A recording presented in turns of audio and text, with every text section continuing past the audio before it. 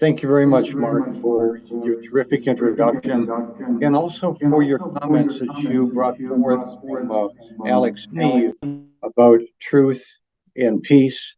Uh, very, very appropriate. And today, during this presentation that I'm going to offer, I'm going to present three techniques that we can use to bring peace into our lives by speaking the truth and owning our own words.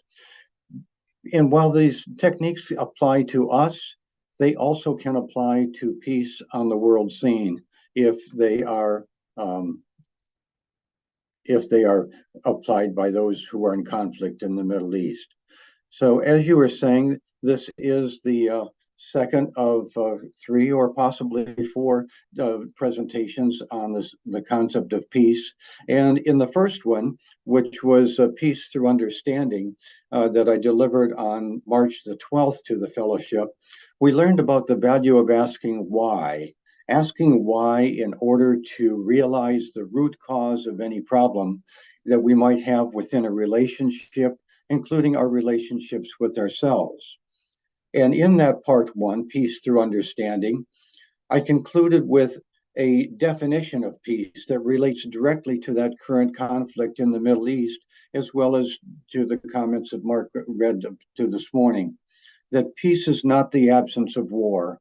Rather, peace and true peace comes from an honest understanding of another person's point of view.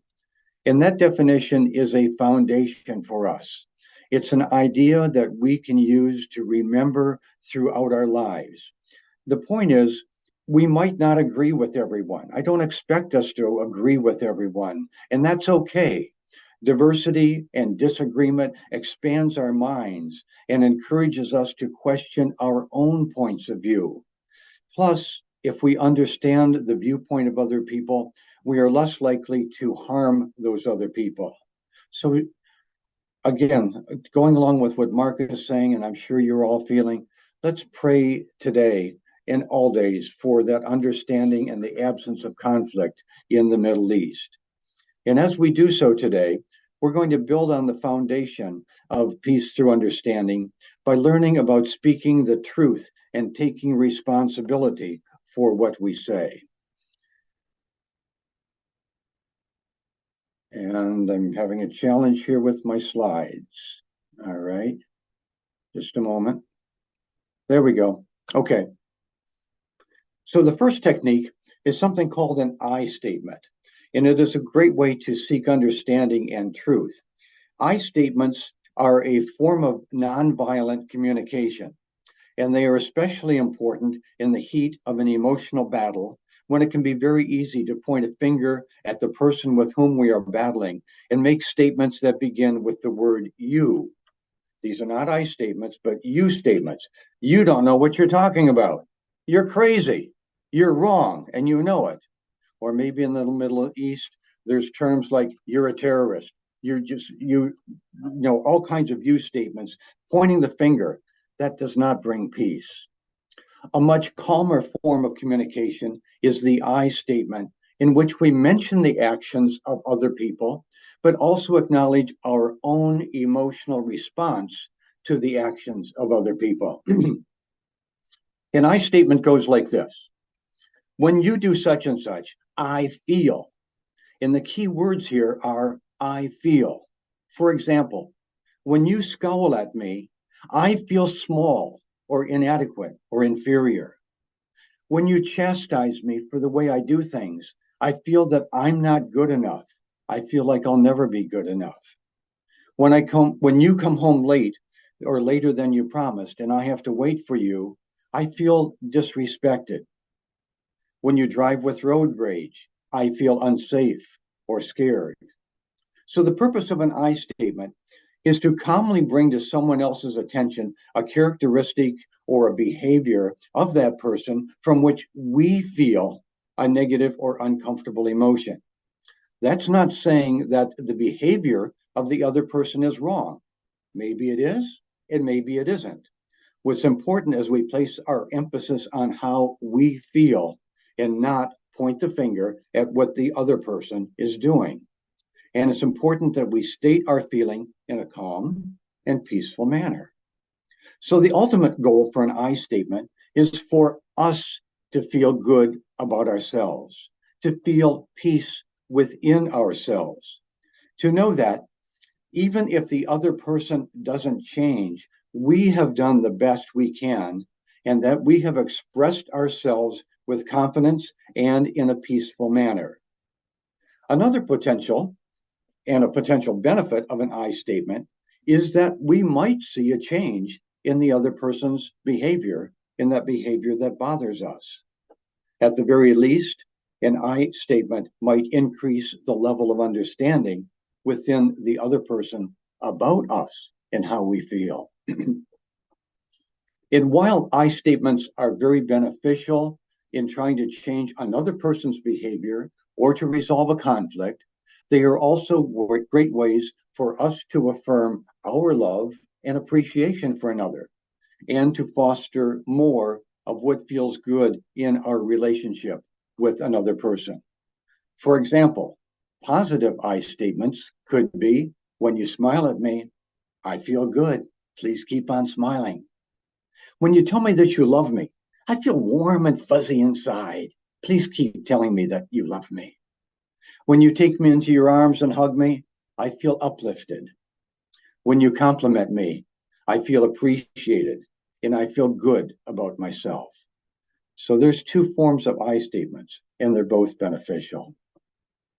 We can also take this concept inside, into our inner being, with I statements about ourselves. When I'm singing, I really like myself. When I play with my family, I feel really connected with them, like I belong here. When I say kind things to people and even strangers, I feel uplifted. I feel like I'm really a part of this community. When I express my love, I feel love for myself and for everyone. So for me, when I'm sharing my thoughts and stories through my writing or through speeches like this, I feel like I'm utilizing the gifts of communication that the divine universal energy gave to me with the responsibility to share that with other people like you folks. I feel like I'm fulfilling the role that the divine universal energy intends for me to fill. In short, I simply feel very good. So the second technique that we're going to talk about is negotiation skills. When I was writing management training curricula for corporate clients back in the 1980s, one of my clients asked me to write a course on negotiation skills. And to do so, they sent me to a 4-day seminar on that subject at Harvard University. There, I heard some of the leading experts on negotiation say this: to get what you want, ask for what you want. This relates to the statement you've probably heard: if you don't ask, the answer is automatically no. The second point was be honest and open. Don't hold anything back and don't have any hidden agendas. Lay all your cards on the table. Don't hold anything up your sleeve. Encourage the persons with whom you're negotiating to also lay all of their cards on the table and ask for what they want. Then work together to help everyone get what they want to the maximum that is possible. That is the way to reach the ultimate goal of all negotiations, which is for all parties to get all that you can get. In other words, good negotiators don't look at negotiations as an adversarial struggle. Good negotiators look at negotiations as a cooperative exchange of information from which all parties can get what they want. Imagine how that might work in the Middle East if the Palestinians and the Israelis would sit down at a table and say, this is what I want. What do you want? How can we work together to get what we want for all of us? And that applies also within our families, within our congregations, our fellowships, our relationships with anybody. Here's what I want. What do you want? Listen, of course, speak honestly, and see how you can make everything come out absolutely the best for everybody. So the facilitators at Harvard at that seminar stressed that when we when perceived adversaries openly and honestly cooperate with each other, they are often surprised that their combined energies lead to new possibilities, new opportunities, and greater results beyond what either party thought was possible before the negotiations began. The negotiations often go beyond win win to win win in a big way. The classic example is that of two teenage sisters arguing over who should get the last orange in the fruit bowl. Both are screaming, I want it, it's mine, you can't have it. The mother comes in and she calmly asks the older sister why she wants the orange. The older sister replies that she has a sore throat and wants to squeeze the pulp to get some fresh orange juice. The younger sister says that she has promised her father that she's going to make an orange cake, an orange peel pound cake for supper tonight, and it's important that she keep that promise. So, with this additional information, the mother concludes that both girls can get what each wants. The mother tells the older sister to cut the orange and squeeze it for juice. Then the mother tells the younger sister to take the remaining orange peel to make the cake. So the older sister is especially pleased because she will get more than she dreamed possible. She's going to have the juice for her sore throat as well as a share of cake at supper time. The younger sister is pleased because, in addition to a share of the cake, she will earn praise from her parents. The facilitators at Harvard also said that the best negotiators will do all they can get to help all parties get at least what they want. Then they will say, okay, now what else can we get? What more can we get for both you and for me? These high quality negotiators will brainstorm. One might say, because of the products we're going to purchase from you, we will be able to expand our product line into new markets overseas. The other might say, that's good. Our company has been trying to expand into that same market. How can we work together to make your market share and our market share bigger and better for both of us? And that opens up a whole new arena of negotiations, another higher level of negotiations to create a bigger win-win situation. Now, the same level of cooperation works in personal and family relationships. He wants to go to the ball game. She wants to go to an art exhibit, but they only have one car because their second car is in the shop for repairs. One or the other could grab the keys and go, maybe without even saying goodbye, but that would be so tremendously wrong and selfish. Instead, they negotiate. They discuss the situation. They discover that the ball game and the art exhibit are both in the same direction, and they're occurring at the same time. They work out the details of how to go together, with one dropping the other off. Maybe, if necessary, they talk some more and work together to explore bus routes or a taxi service. And then they might decide that it's better to ride home together, even if one has to wait a little bit for the other. Then they discuss this further, and they decide to go on a date afterward, going out for dinner with the intention to tell the other of all the great things they experienced at the ball game and at the museum. Sometimes, of course, the situation might be more severe. A death in the family, a problem child, some sort of dysfunction, a pending divorce with minor children involved. But whatever the situation, if people in the relationship can rise above the conflicting emotions and communicate calmly and cooperatively and truthfully, it will be possible for them to gain a greater understanding of themselves and of the other party. And hopefully they will negotiate a better, more viable solution for all people, especially the children or other innocent parties.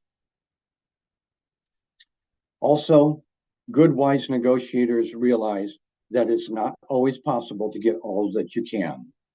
It's not always possible to even negotiate the basics of what you want. Sometimes it's necessary to walk away from a deal or a relationship, whether in business or in our personal lives. Take the example of shopping for a used car. You know what you want: the make, the model, the features, the color, and so on. You shop around. You find a car that's almost perfect. It has everything except it's not the desired color. Okay, so you ask yourself, is the color that important? Maybe it is, and maybe it isn't. You might decide that color isn't important and you buy the car. Or you decide that no, you really want a car with the perfect color, and so you continue to shop. The same is true in relationships. Are you willing to be are you willing to be in an intimate relationship with someone even if he or she doesn't match every point on your checklist of desired characteristics?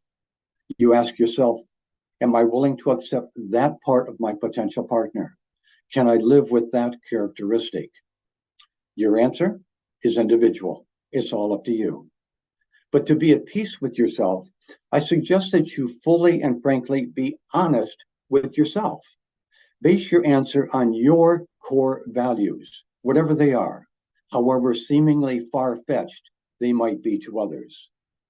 Do you want to live with a smoker or a non-smoker? Someone who doesn't drink or someone who likes to go bar hopping? A mountain climber or a TV watcher? Someone who likes to travel or someone who prefers to be a homebody?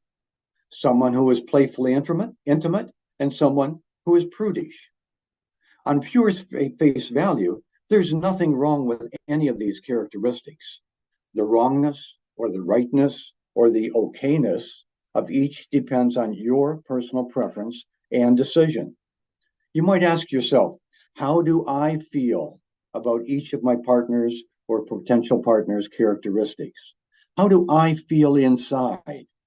What emotion do I attach to my partner's actions or statements?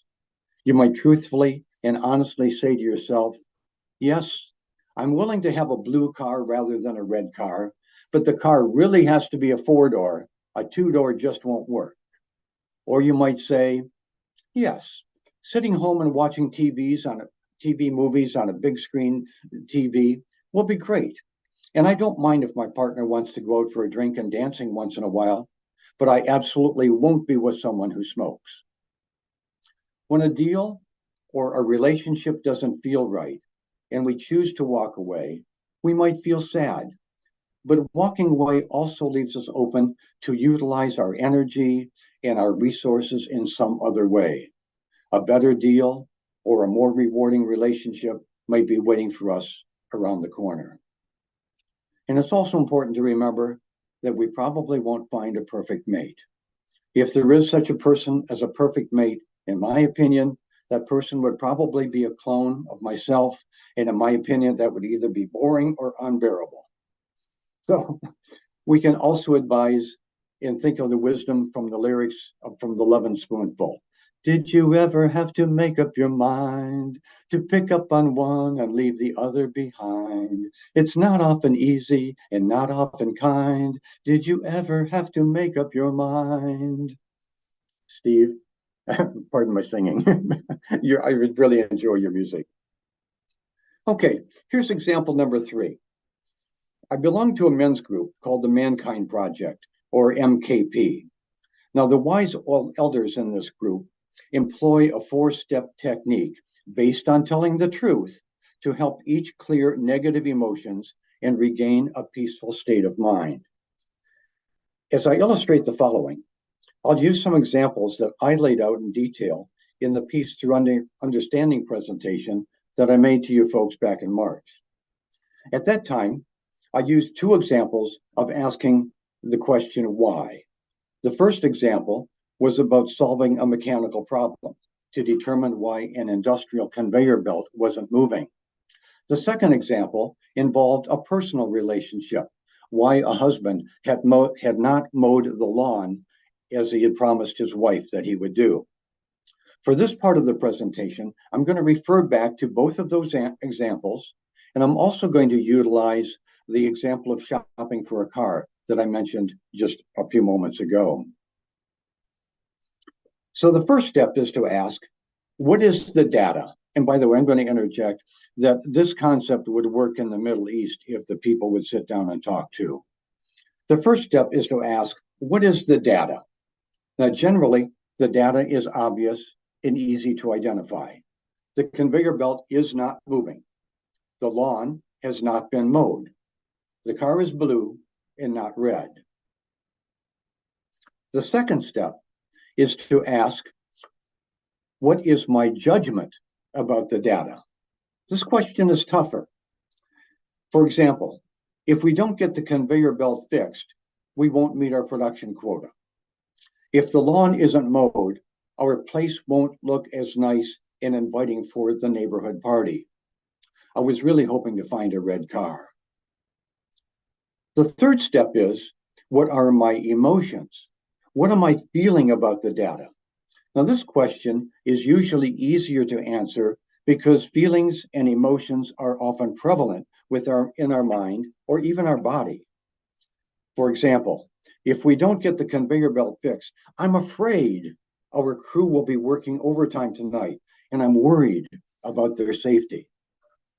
I'm angry that my husband didn't mow the lawn. I feel cheated because he broke his promise to me.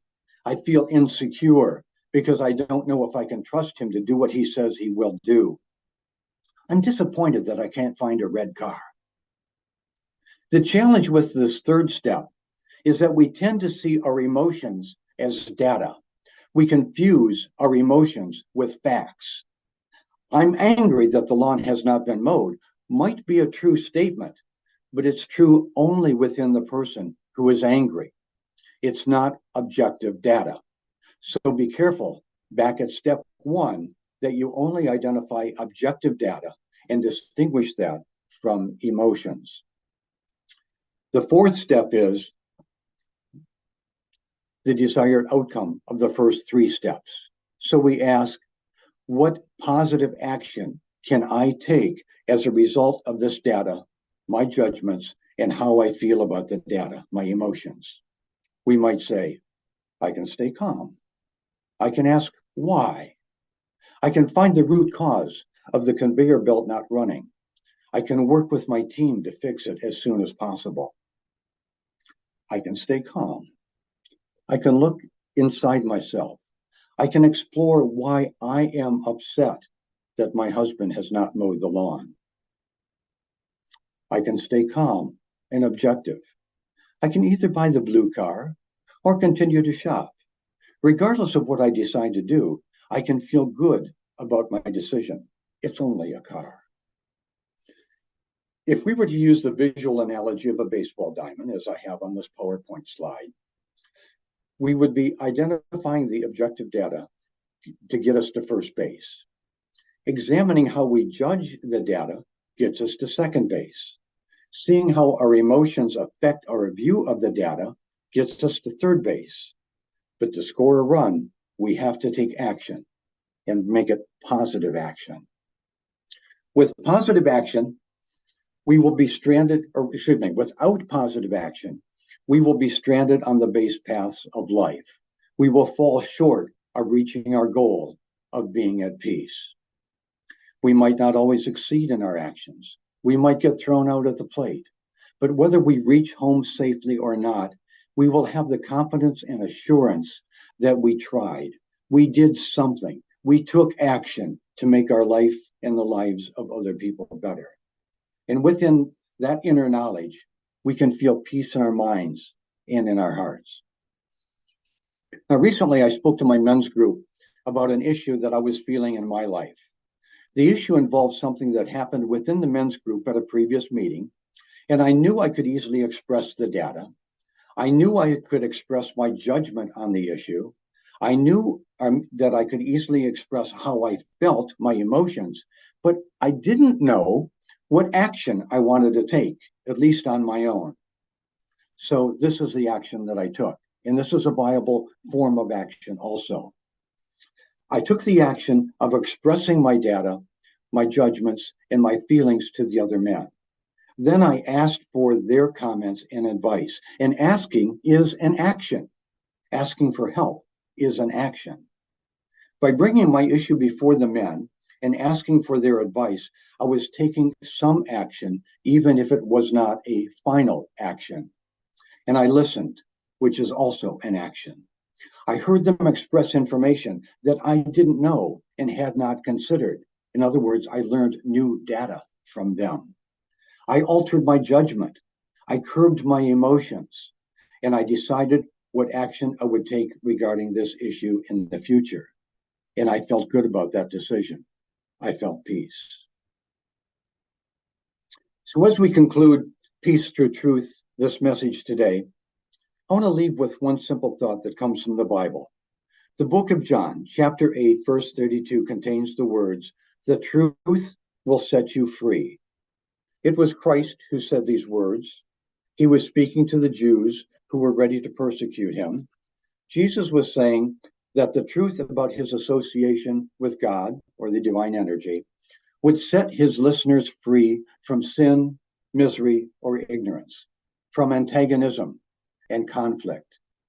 And for our purposes today, I suggest that when we frankly state how we feel with our I statements, when we openly negotiate and ask for what we want, when we are honest with ourselves about the facts, our judgments, our emotions of worry, fear, anger, and any other negativity that prevents us from shining brightly in the light of universal love, then I believe we will feel free to fully engage in the first of the 8 Unitarian Universalist principles, which acknowledges the inherent worth and dignity of every person. We will be free to be all whom the divine universal energy intends for us to be, and we will feel the joy of peace radiating from our entire being. So with that, I conclude. I'm grateful again for this chance to speak with you and share these ideas and thoughts, and I welcome any questions or answers or comments that you might have. Thank you so very much.